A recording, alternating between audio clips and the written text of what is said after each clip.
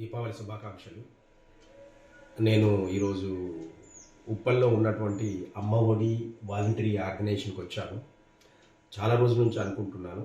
ఎంతోమంది సహాయం కోసం అడుగుతూ ఉన్నారు. ఈరోజు నేను అసలు వాస్తవం ఏంటి, ఈ ఆర్గనైజేషన్ ఏంటి అని చూద్దామని వచ్చాను.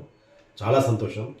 ఈ అమ్మ ఒడి వాలంటరీ ఆర్గనైజేషన్ అనేది అనాథ పిల్లలకు షెల్టర్ ఇచ్చి వాళ్ళకు చదువులు చెప్పి వాళ్ళని కంప్లీట్గా వాళ్ళకి ఓనర్షిప్ తీసుకొని ఆదుకుంటున్నారు మోహన్ గారు.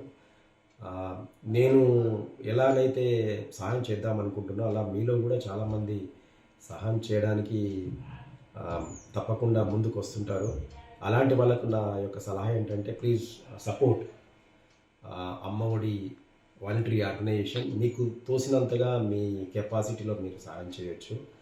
నేను కూడా భవిష్యత్తులో ఈ ఆర్గనైజేషన్కి నా సాయశక్తుల నాకు తోచిన విధంగా సాయం చేద్దామని అనుకుంటున్నాను, చేస్తాను కూడా.